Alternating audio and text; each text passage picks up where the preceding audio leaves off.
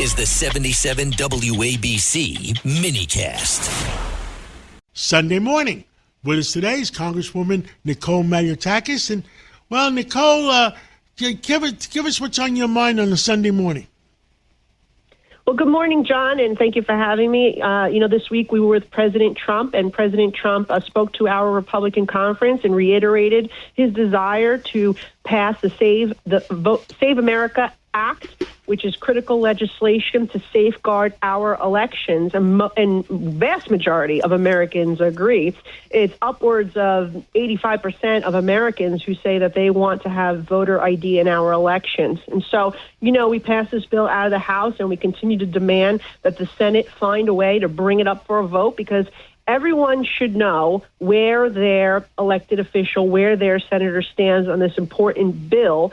And, John, just to give you an example of why we need this, well, states like New York don't have voter ID. And not only that, they don't have voter ID, but they passed laws like the green light law that automatically send your driver's license application to roll you to vote unless you opt out.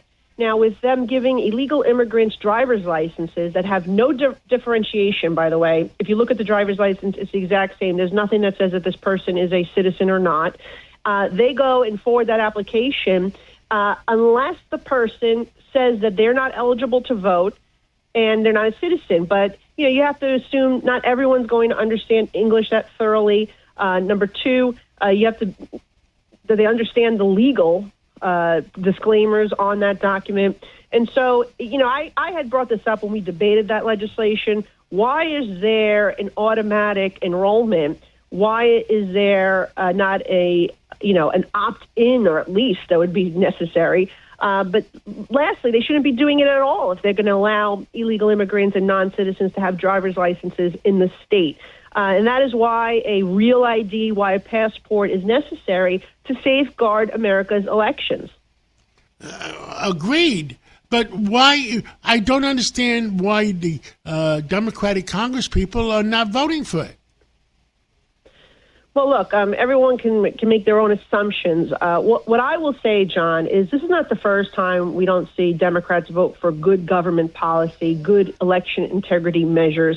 I mean, not only did they just try to gerrymander my congressional district to tilt the scale to give them an advantage in the election and ensure that another Republican can never be elected in the city of New York, but they also tried, as you recall, to implement non-citizen voting in New York City. Now, this is something myself, Borough President Vito Fossella, other Republicans from New York City, and some Democrats sued to stop. I was actually a lead plaintiff in that lawsuit with my mother, who is a Cuban refugee. We successfully did stop that law from taking effect. But again, it's another policy that the Democrats tried to pass. And, they tried to do other things, whether it's same-day voter registration, no excuse absentee ballots. They've passed or tried to pass so many different things that would actually hinder the integrity of our elections and allow for cheating to take place. And so, I think that whenever we're focused on preserving our elections, making sure only U.S. citizens can vote, and making sure it's only one person, one vote, those are good measures that are supported vastly by the American people. I understand the polls that they did. 90% of Republicans want American citizens, one citizen, one vote, and 70% of Democrats. I mean, what is the argument? You need a ID to get on an airplane. You need ID to do just about anything. I just don't understand it. And they say, well, the Democrats are calling the Republicans racists because they're asking for ID. I mean, give me a break. I mean, it's nonsense. Yeah. Yeah, and how insulting is that, John? I mean, what they're basically saying, the Democrats, is that minorities are not smart enough to be able to obtain an ID, that they don't know how to obtain an ID. That's what they're saying, and it's horrific that they're saying that. And by the way, I should say the minority groups, it's like 70, 80%. support voter ID. So this is just nonsense, the claims that the Democrats are making. As you say, you need ID to board a plane, to rent a car, to buy beer, to buy cigarettes, to go into a hotel room to check in. We use voter ID, by the way, in Congress. I need a photo ID to vote in the House of Representatives. So why is it okay to vote in the House of Representatives and not for the American people to elect our president, to elect our Congress and our U.S. Senate?